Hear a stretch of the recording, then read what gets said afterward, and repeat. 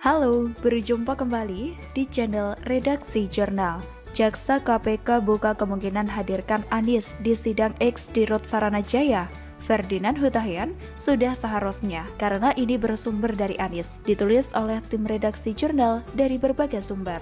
Untuk pelaksanaan pengadaan tanah di Munjul, Kelurahan Cipayung, Jakarta Timur tersebut, PDPSJ diduga dilakukan secara melawan hukum, antara lain yang pertama, tidak adanya kajian kelayakan terhadap objek tanah. Tim Jaksa KPK telah melimpahkan berkas perkara dan surat dakwaan atas nama terdakwa Yori Cornelis, mantan Direktur Utama Perusahaan Umum Daerah Pembangunan Saranajaya, ke Pengadilan Tindak Pidana Korupsi pada Pengadilan Negeri Jakarta Pusat. Mantan politisi Partai Demokrat Ferdinand Hutahian mengomentari keterlibatan Gubernur DKI Jakarta Anies Baswedan dalam kasus korupsi tanah Munjul, yang mana dalam kasus tersebut, Jaksa KPK bukan tidak mungkin mendatangkan Anies Baswedan dalam sidang X di Rut Saranajaya. Lewat akun Twitternya @ferdinandhayam3, ia mengatakan, sudah seharusnya Anies dihadirkan di persidangan.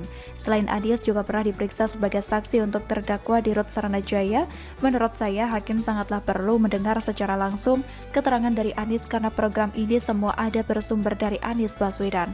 Seperti diketahui, melansir dari Detik, Jaksa KPK akan memanggil sejumlah saksi di persidangan mantan Dirut Saranajaya Yori Cornelis terkait kasus lahan Munjul Jakarta Timur, termasuk Gubernur DKI Jakarta Anies Baswedan. Program pengadaan rumah di Jakarta.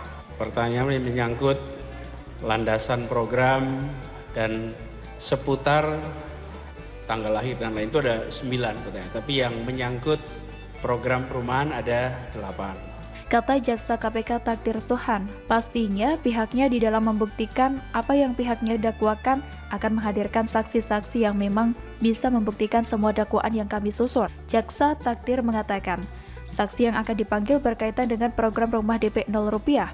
Dia berharap nantinya saksi bersikap kooperatif dan menjelaskan rinci terkait program itu. Ketika ditanya apakah Anies Baswedan juga akan dipanggil di persidangan, Takdir mengatakan hal itu kemungkinan akan terjadi. Diketahui di tingkat penyidikan Anies sebelumnya sudah pernah diperiksa di KPK.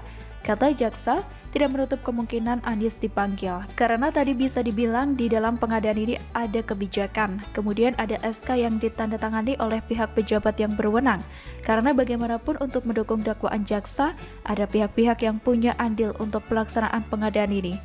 Seperti diketahui, melansir dari Detik, Anies Baswedan pada 21 September lalu memenuhi panggilan KPK. Anies bersaksi untuk Yori Cornelis. Setelah diperiksa, Anies mengaku menjelaskan tentang program pengadaan rumah. Dia juga mengaku ditanya tentang program dan peraturan di Jakarta. Dan ada 8 pertanyaan yang diajukan kepadanya. KPK mengatakan Anies dicecar mengenai program rumah DP 0 rupiah. Anies juga dicecar mengenai usulan anggaran program tersebut. Semoga KPK dapat membongkar siapa yang terlibat dalam kasus lahan Munjul ini. Dan saya yakin dalam hal ini ada keterlibatan dari Anies di balik kasus ini. Saya tidak tahu apakah pelemahan KPK yang berawal dari disahkannya Undang-Undang KPK yang baru tahun 2019 silam ada hubungannya dengan semakin bersinarnya nama Anies. Kita tahu bersama, Undang-Undang KPK yang baru tidak terlepas dari lobi-lobi yang dilakukan oleh para elit. KPK yang dahulu independen, kini ada di bawah kendali Presiden. Arah pencegahan dan pemberantasan korupsi kian tidak jelas. Nah, dengan KPK menjadi bagian dari eksekutif saat ini, menjadi sangat mungkin terjadi KPK hanya akan bekerja sesuai dengan selera majikan. Puluhan pendekar pemberantas korupsi yang selama ini dikenal garang menangkap para garong dipecat dengan alasan tidak lulus ujian TWK, tidak Pancasilais, dan diduga pro-Taliban. Nah, para pegawai KPK tersisa yang Pancasilais itu sangat mungkin diarahkan untuk mencari-cari kesalahan Anies Baswedan, hingga akhirnya ia akan mengenakan rompi oranye KPK. Lalu akan ada konferensi pers dari Komisioner KPK bertajuk Anies tersangka korupsi kasus Anu. Jika sudah jadi tersangka, maka dapat dipastikan langkah Anies Baswedan untuk nyapres pada Pilpres 2024 nanti akan terhenti. Tapi saya berharap semoga saja tidak begitu. Semoga saja prediksi saya ini salah. Lah, jika benar, Anies Baswedan berpeluang dong jadi presiden pengganti Jokowi. Benar, apakah saya senang jika nantinya Anies jadi presiden? Tidak. Tapi janganlah karena kita tidak senang terhadap seseorang, kita lantas dengan sesuka hati menjelek-jelekannya. Berpolitiklah secara santun. Begitulah kura-kura.